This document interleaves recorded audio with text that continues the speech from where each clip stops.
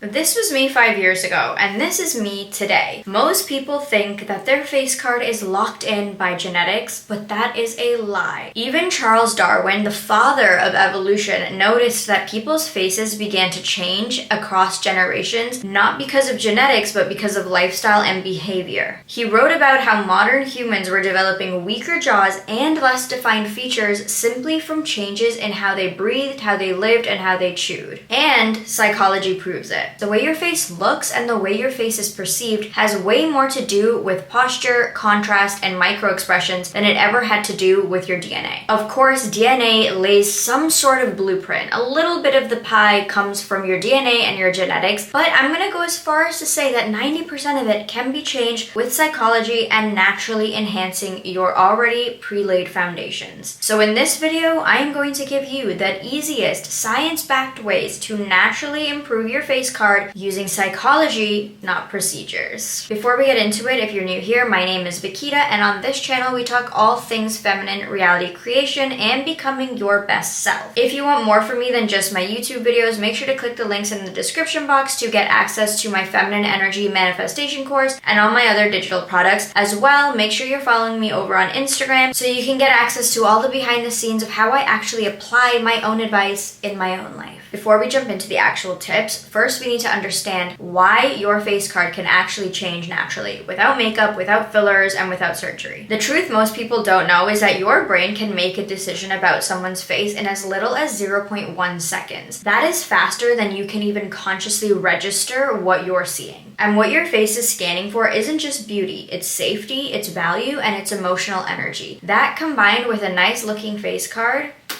everyone's favorite person. And in psychology, this is what we call thin slicing. So basically, this means that you're just making a rapid decision about someone's character or attractiveness based on a tiny, tiny piece of information, and that tiny piece of information is your face. There are three main things our brain is wired to pick up from a face almost instantly. Number one is symmetry and facial harmony. In evolutionary psychology, symmetry is often the hallmark or the core factor of facial attractiveness. And this is because symmetry is a subconscious marker of developmental health. So back in the day, our ancestors looked at somebody and said, if that is a symmetrical face, that chica is giving us fertility and she's given us strong genetics. Our ancestors were basically wired to associate balanced features with those things, strong genetics and fertility. But here's the caveat. It's not about perfectly symmetrical features. It's not about having the most amazing, perfect, symmetrical face. It's about how harmonious each feature on your face looks in relation to the others. The brain isn't necessarily scanning or looking for geometry, it's looking for balance. This is called facial harmony, the way your eyes, your nose, your lips, your jawline all fit together in proportion and spacing. A face can technically appear asymmetrical and still be beautiful, stunning, if all of your features balance out together. Psychologically, the brain looks for three main cues when scanning for harmony. The first is equal spacing and alignment between the mouth, the eyes, the nose, the whole package. Two is balanced ratios, so top lip to bottom lip, equal spacing of the three quadrants. And number three is softness and sharpness that is equally distributed throughout the face. And here's the best part. You can influence your facial harmony without changing your bone structure. When you do a few certain things like reducing inflammation, adjusting your posture, or softening your facial expressions, your face does appear more harmonious. And that's even if your features are uneven. Basically, the perception of symmetry and harmony within your face can be shifted and molded through how relaxed and lifted your face is, not through how perfect your bone structure is. I want you to think of it like this. You're not changing your face, you're just letting it come into focus. The second cue is skin clarity and glow, which both signal to the brain healthy. And healthy to the brain equals attractive. Psychologists call this the health heuristic, where humans naturally equate clear skin and glowing skin to inner wellness, strong immunity, and emotional regulation. And the thing is, humans are just hardwired to be attracted to signs of vitality. Dull, blotchy, inflamed skin are not signs of health, they are signs of stress, and chronic stress is not the marker of attractiveness. While glowy, hydrated, plump, dewy looking skin is a marker of health, and that is why that is what we find attractive, because it signals peaceful, safety, and health. And this is why taking care of your skin and just exfoliating and having that smoother skin does automatically increase you like 2-3 points, okay? When my skin was riddled with acne because of a damaged skin barrier, I looked significantly worse. And that's not being rude or hard on myself. That is just the truth. It is a fact of life. You will look significantly better when your skin doesn't have to be perfectly smooth, when it appears more glowy, hydrated, and dewy. This is basically signaling from the inside out that you take care of yourself. And because of our ancestors, that is what we are wired as humans nowadays to look for as signs of attractiveness, due to that primal attraction towards health and vitality. And the third cue our brain is scanning for when it comes to our face almost instantly is micro expressions and resting energy. This is the most underrated part of your face card. Those tiny expressions you're not even aware of. These are called micro expressions. And these micro expressions reveal how you actually feel, not how you are trying to appear. So you know that resting bee face? I used to have that every single day. People would not approach me. I was not the friendliest looking person. And that is how I was actually feeling inside, not how I was trying to come across. So that's what people were responding to. And again, that sign of she's a little scary looking, she's a little intimidating, that is not giving that person a cue of attractiveness and giving your face card the best light to shine in. A tense jaw, a tight lip, furrowed brows, like those scary eyes that you're just like, mean mugging somebody. Those are all signs and signals of fight or flight. And when your face is sending that message, you are not signaling attractiveness, you are signaling discomfort. People are not perceiving your beauty. It's actually kind of masked behind that feeling of discomfort that they're sensing through the way you're expressing yourself. So going back to the earlier mention of you're not trying to change your face and become a different person, you're trying to bring it into focus. And micro expressions and your resting energy have a huge part to play in what is being focused on when it comes to your face. When your facial energy is soft, it's calm, it's relaxed, and it just looks very melty, like it's just melting away all the tension, people will experience your face as magnetic. They will say you look radiant and youthful, even if they can't explain why, they just feel that, they're just noticing that. So understand that your face is a mirror of your nervous system, and whatever you're feeling within yourself is reflected outward through your micro expressions and your resting energy. And those things are what people are picking up on to signal instantly as one of their 3 main cues as to if your face card is on point or if it is not. It might sound out there, but just trust me on this. When you regulate your body, when you regulate your nervous system, your face becomes more approachable, more beautiful, more youthful, and more balanced. You don't need filler, you don't need surgery, or any expensive routines to influence any of these things. These are subconscious signals, and when you learn how to work with them, you unlock an entirely new face card that was always yours to begin with. So now that you know why your face card can be improved with psychology, let's get into the actual juicy tips to help bring this all together. Tip number 1 is a fascia massage to lift and reshape the face. This one is going to change everything because it literally reshapes your face from the inside out. And I know this sounds crazy. It was crazy to me when I first started doing it. I started following this woman called Anastasia. I don't know her last name, but I will put her on the screen because she to me is the queen of fascia and facial massages. She changed my life. I bought her course, I did the whole thing, and it literally changed the way my face looked and how lifted it appeared. So I will leave that information down below or on the screen somewhere, but this one is truly incredible. Your skin isn't just layered over bone and muscle. It's held in place by fascia. It's like a web-like network of connective tissue that runs throughout our whole body that supports every muscle, every nerve, and every cell in our body, including those tiny expressive muscles in your face. When the fascia becomes tight, dehydrated, or restricted, often from repetitive facial expressions, trauma, stress, or even just poor posture, it can literally pull your face downward. So when your fascia is dehydrated, restricted, or tight, and it's just not at its best, you can experience puffiness, just inflammation, dullness, facial asymmetry, and even just this very locked in, tired, drawn out facial expression. But this is where it gets powerful because we can influence our fascia. Unlike our bone structure that is set in place, our fascia is malleable. It can be softened and released released and retrained, and in doing so, you naturally lift the face back up. Literally, this woman that I followed with this course for this fascia massage, like my face just lifted from the scalp up. Like it was insane, and I continue to still do it, so the results are permanent. You have to also, I think, just keep up with it, but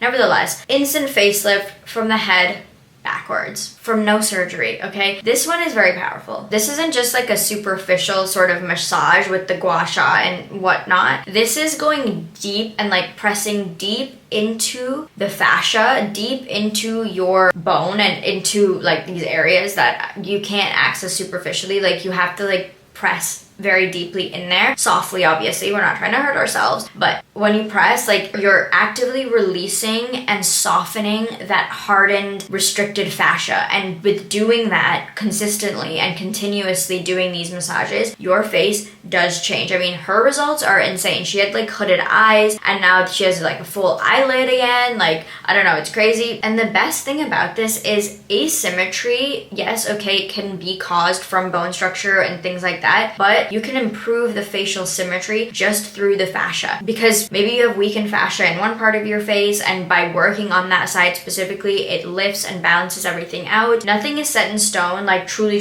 set in stone. And even if you don't get perfect symmetry, you're going to give the illusion of symmetry just through improving that fascia. Number 2 is eye dominance rebalancing for facial symmetry. So most people have a dominant eye, and you might not be able to know or realize you have a dominant eye until you put your hand up to one of your eyes to cover it, and you'll notice like which eye is just like working more. Like I'm definitely, this is my dominant eye. And over time, it actually can affect the entire structure of the face. And this is because when one eye is dominantly leading, it's naturally pulling more muscular tension to that side. So if you look at your face and you're noticing the symmetry is off on one side, and that happens to be your dominant eye, that's because that side is working a lot more than the other face. It's naturally pulling more tension to that side, which can lead to uneven eyebrows, which I have. This eyebrow shoots up, but yet this eyebrow seems to be, higher. But nevertheless, this leads to uneven eyebrows or uneven eye shapes, right? Like one eye looks a little bit bigger than the other eye. The eyelid on one eye is a little bit larger or smaller than the other eye. Maybe you have a few lopsided expressions, or one side of your jaw is more tense. That's because that side of your face or your eye is more dominant, and you're pulling more tension that way. And again, the good news, this is not a cosmetic issue. This is a neuromuscular imbalance, which you can retrain. So if this is an issue for you, in order to start rebalancing this, spend a few minutes a day just covering each eye, noticing where the tension is and the difference in the tension. Another thing you can do is just practicing soft blinking instead of batting your eyes like this, and just practice leading with your non-dominant eye. You can even just cover up your dominant eye and start leading with the other one, and just practice doing this 2 or 3 minutes a day. This one's more about just being aware of where you're carrying tension. Like we're not hyper focused or aware on how we're moving our face because it's so natural to us. So when you're just aware and you spend about 2 or 3 minutes a day, just aware of where the tension is, noticing the differences in tension, which eye is leading more, what side is feeling just a little bit more restricted. Over time, that will just repattern the facial tension, leading to more harmony and more alignment with your face. Number 3 is adopting a signature facial expression. Now this one is super fun and it's cute because it sort of just gives you a little pizzazz, and it's just this signal that just defines your specific energy. So for example, I always do this. Like I purse my lips and I do this, like that's just my energy in a nutshell. It's like a little cheeky, it's like it's a little cute, it's a little sassy, and that is just like my signature facial expression. So have yours, develop yours. It's just this thing that defines your energy through your face. It's that like half smile like Mona Lisa. It's that knowing squint. It's like, I see you. That just becomes your facial identity, and that's just a very sexy, attractive thing to have. It's not about faking your expressions or being exaggerated. It's just having that one signature thing that your face is trained to do that signals your dominant frequency and your dominant energy. When you just have like a little cute thing that you do, like Your face naturally does it, and it's just you. Number 4 is the attraction head tilt. Your head position is one of the fastest ways to change how your face is perceived, especially in photos and especially in first impressions. So there's a thing called the attraction angle. So this is basically where you just slightly tilt your chin and you pull your head a little bit forward. Not like this. It's literally like a slight forward, very gentle forward pull with your neck, okay?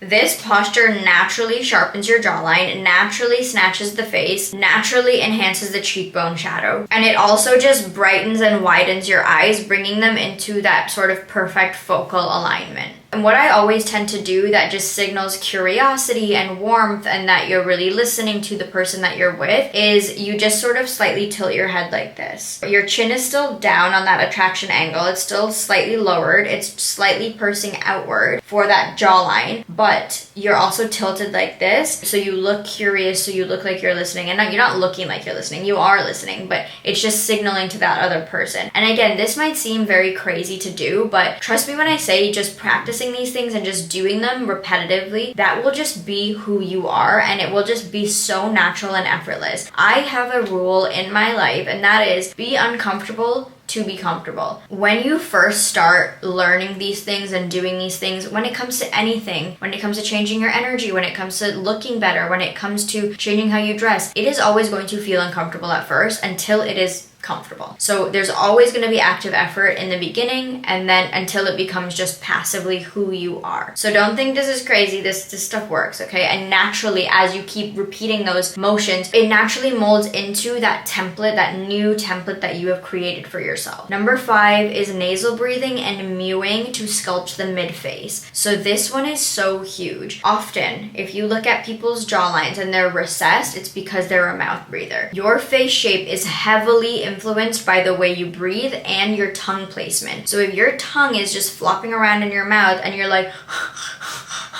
breathing like that, I even feel like I had a recessed jaw there for a second as I was breathing like that. It is weakening your jaw over time. The way you chew, the way you breathe, and where you're placing your tongue. Always place your tongue on the roof of your mouth like this, flat, okay? I mean, that's better than just having it flop around, but just have it flat on the roof of your mouth. And even if you can see, like when I'm doing that, right? Like, just watch my jaw. Versus that. I mean, it still looks snatched, but it's more snatched.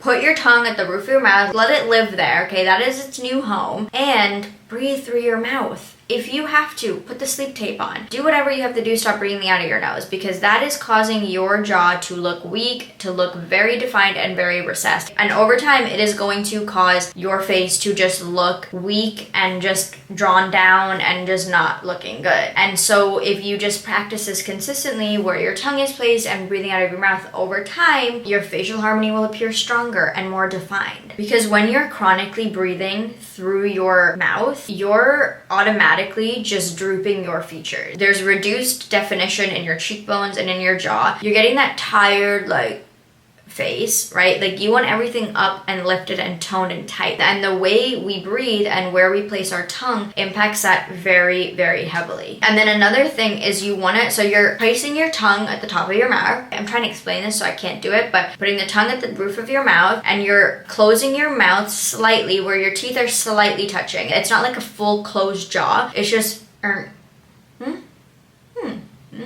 right? So you're breathing, like your teeth are like, they're sort of hovering above each other. The mouth is flat on the roof and you're breathing through your mouth. That might seem uncomfortable. Trust me, if you want to look snatched in your face card 10 on 10, 100 out of 10, then you need to be doing this. Number 6 is lip contrast and lip hydration. So we talked about how hydration and softness and dewiness is a signal of vitality and health, which is a signal of attractiveness. Just hardwired primal instinct. Lip contrast, the way your lips, the color of your lips against your skin, also influences your attractiveness. Lips are one of the fastest signals to the brain of age and energy. And in psychology, facial contrast is a huge cue for youth, and the lips are a central part of that. So hydrated, slightly darker lip color than your skin tone is going to have you looking 10 out of 10, no makeup. And this is why I live and breathe by lip blushing. If you don't know what lip blushing is,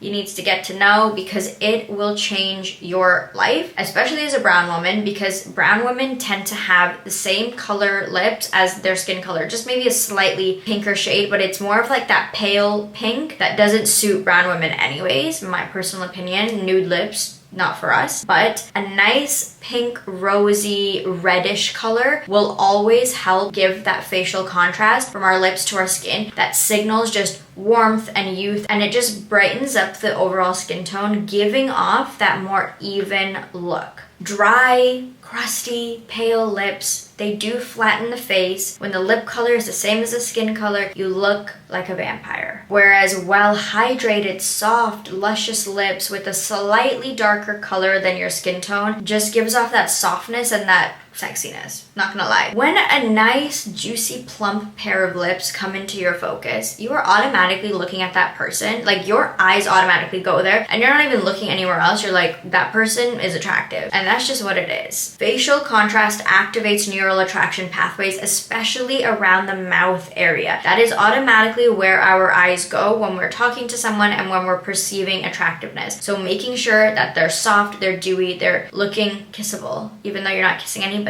Even without wearing makeup, you will look so good. Number 7, we cannot forget about skin texture and skin health. Now, I am someone who has suffered from acne the last 5 years due to a very sad affair with tretinoin. Nevertheless, I'm doing a whole video on that, on how I cleared up my acne. It was literally cystic, but you feel so much different, and you also look 10 times different when your face is clear and when it's not clear. And now I'm not saying that you have to have perfectly smooth, airbrushed looking skin. The number one thing from my journey especially that I learned is when your skin looks hydrated, soft, and plump, even if you have texture, you will still look so good. Your face card will still be so snatched. So that should just be your primary focus, making sure that your skincare routine, morning and night, is filled with hydration products. When your skin has that light reflective look, right, where right here and right here, it's just giving off that very glowy, light looking look, your signals of vitality will be through the roof. When your skin is rough, when it's congested, when there's a lot of texture on it because it's dry and dehydrated, automatically the subconscious attraction diminishes. And obviously the psychology behind this is evolutionary, where skin clarity, smoothness, and softness were visual cues of immune strength and reproductive health. Tip number 8 is my best kept secret. I have never revealed this to anybody, not once to my family, my friends, now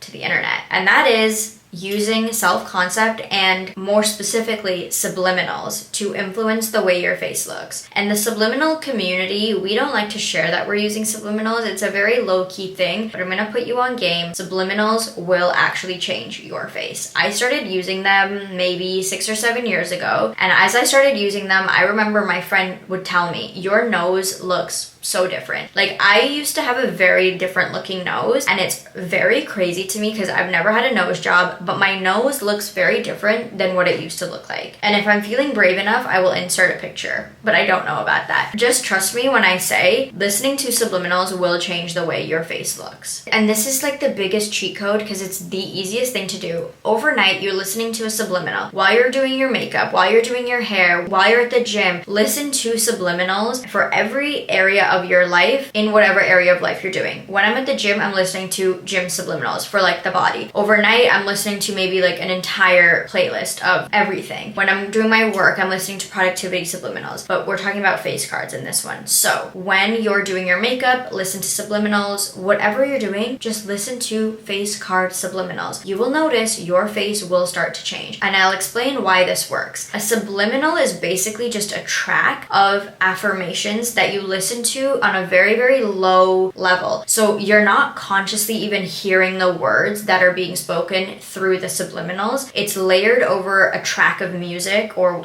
you know, like rain sounds or whatever. And listening to it on such a low level where you can't even consciously hear what's being said, it automatically bypasses the mental resistance that you naturally have. If you're trying to lose weight, but you're currently not at the weight that you want, automatically you're going to have mental resistance. So when you hear that you're 120 pounds, but you're 150 pounds, your belief dominantly is that you're 150 pounds, not that you're 120 pounds. So when you hear that, you're like, no, automatically, mental resistance. But when you're being told you're 120 pounds without hearing that actual affirmation, it's going straight into your subconscious mind and influencing and changing everything in there without you having the time to stop it. So when you're using these subliminals daily for whatever you want to improve, your face card specifically, it is going directly into your subconscious mind. Your new beliefs are being hardwired without any issues. You can listen to subliminals on confidence, on magnetism, on feminine energy, and actually in my feminine energy manifestation course, I have these sleep tracks in there. And that is one caveat that I will say. Make sure you're listening to well-trusted subliminals and subliminal tracks, because you don't know what is going into your brain, right? Like, you don't want to be listening to a subliminal that you don't trust that person, you don't know that person is putting it out there with good intentions, because that's what is going into your mind. And so just be very careful with what subliminals you listen to. That is 100%, I have to say that, well trusted, somebody who has good intentions, obviously, okay? Because this is your brain you're messing with here.